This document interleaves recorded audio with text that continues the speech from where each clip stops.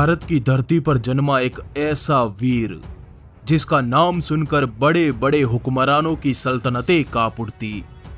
एक ऐसा करारा योद्धा जिसकी सत्ता ने हिंदुस्तान से मुगल हुकूमत का नामो निशान मिटा दिया।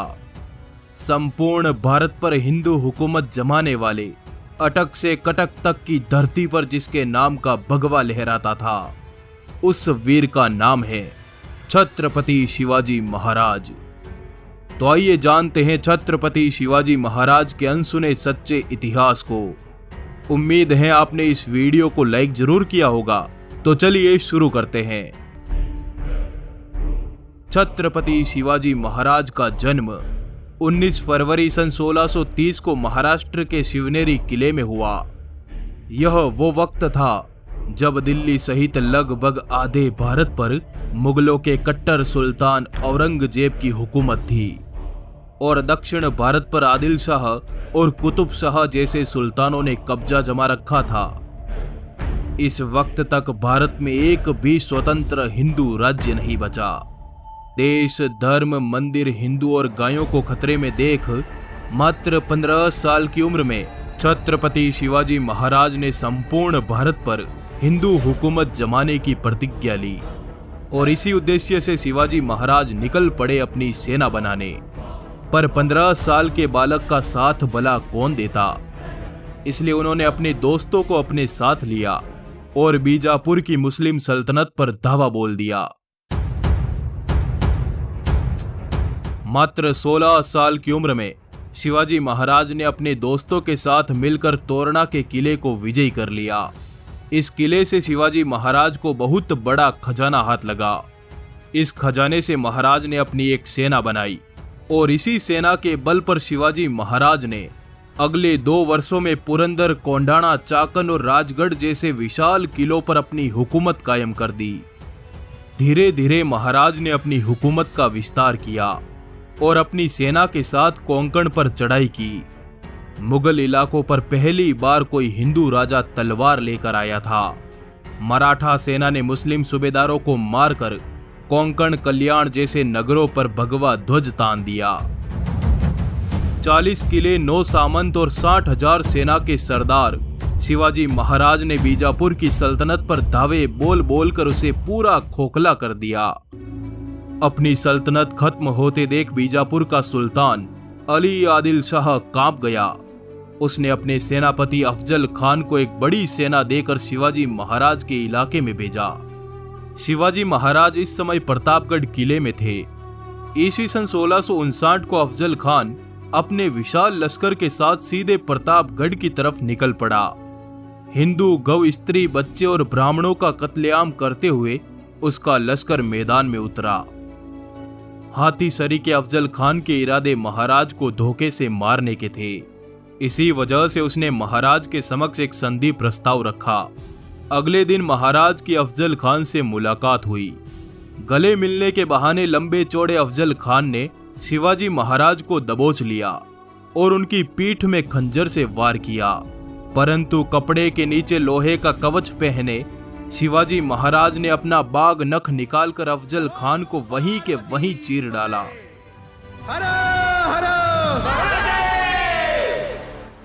अफजल खान के मरते ही उसकी तमाम सेनाएं हवा की रफ्तार से भाग निकली, परंतु महाराज पर हमले से नाराज मराठे भागती हुई आदिल शाही सेना से भिड़ गए और गुस्से से लबरेज भगवी तलवारों ने 8,000 दुश्मनों को गाजर मूली की तरह काट डाला।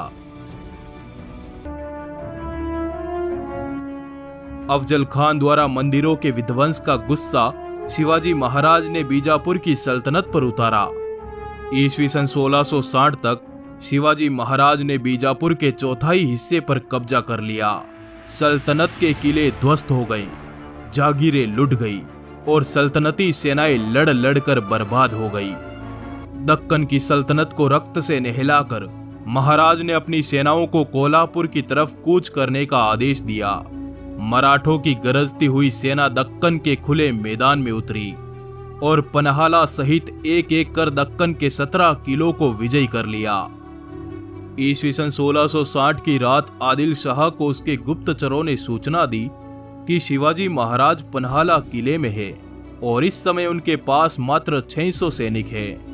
मौके का फायदा उठाकर आदिल शाह ने सिद्दी जोहर को 10,000 की सेना के साथ पन्हाला भेजा। मध्य रात्रि तक सिद्दी जोहर ने पन्हाला किले को घेर लिया। उसकी सेनाएं किले के चारों तरफ फैल गई। ऐसी विकट स्थिति में महाराज ने बड़ी चतुराई से काम लिया। उन्होंने कई दिनों तक दुश्मन सेना का अनाज खत्म होने का इंतजार किया और 13 जुलाई की रात थकी हुई दुश्मन सेना को चकमा देकर महाराज सभी मावलों को लेकर पन्हाला किले से निकल गए। भनक लगते ही दुश्मन सेना महाराज के पीछे निकल पड़ी। महाराज 300 मावलों के साथ आगे बढ़ चुके थे और इधर बाजी प्रभु देश पांडे के नेतृत्व में बाकी बचे मात्र 300 मावले 10,000 दुश्मनों से भिड़ गए। ये युद्ध आज तक के इतिहास का सबसे भयानक युद्ध सिद्ध हुआ। मात्र 300 मावले पूरी रात शत्रुओं से लड़ते रहे। सुबह तक उन्होंने 5,000 से अधिक दुश्मनों को मार डाला। बीजापुर की सल्तनत को तबाह करने के बाद शिवाजी महाराज ने मुगल इलाकों पर चढ़ाई करना आरंभ किया। ईस्वी सन 1657 को शिवाजी महाराज ने अहमदनगर के मुगल थानों पर धावा बोला और एक एक कर इस इलाके की तमाम मुगल चौकियों को तबाह कर डाला। जजिया कर गो हत्या पर विराम लगाते हुए शिवाजी महाराज अपनी सेनाओं के साथ आगे बढ़ते गए और जुन्नार के मुगल ठिकाने पर चढ़ाई कर दी। परंतु यह बात औरंगजेब बर्दाश्त नहीं कर पाया। उसने शिवाजी महाराज को काबू में लाने के लिए अपने मामा शाइस्ता खान के नेतृत्व में 1,50,000 मुगल सैनिकों का लश्कर महाराष्ट्र की तरफ भेजा। जनवरी सन 1660 की रात शाइस्ता खां भारी लाव लश्कर के साथ पुणे पहुंचा और पूरे नगर को अपने कब्जे में ले लिया। सुबह शाइस्ता खां पुणे के हिंदुओं, गायों और मंदिरों पर अपना गुस्सा उतारता और रात को पुणे के लाल महल में चला जाता। 3 महीनों तक यही चलता रहा, पर 5 अप्रैल सन 1663 की आधी रात को शिवाजी महाराज ने शाइस्ता खान पर हमले की योजना बनाई और मात्र 400 मराठों के साथ पुणे की ओर निकल पड़े। मराठे वेश बदलकर किले में प्रवेश कर गए। शाइस्ता खान की रूह कांप गई जब उसने मौत रूपी शिवाजी महाराज को अपने सामने देखा। घबराया हुआ शाइस्ता खां किले से नीचे कूद गया। वो तो बचकर भाग निकला, पर महाराज की तलवार ने उसकी 3 अंगुलियां काट डाली। अचानक हुए इस हमले से मुगल खेमे में भगदड़ मच गई। इस भगदड़ का फायदा उठाकर सभी मराठे पुणे से वापस लौट आए। ईस्वी सन 1664 को छत्रपति शिवाजी महाराज ने मुगलों के सबसे अमीर शहर सूरत पर चढ़ाई कर दी। मराठों ने सूरत के पूरे मुगल व्यापार को चौपट कर दिया और मुगलों की बेशुमार दौलत को अपने कब्जे में ले लिया। इस घटना से औरंगजेब का गुस्सा 7वें आसमान पर था।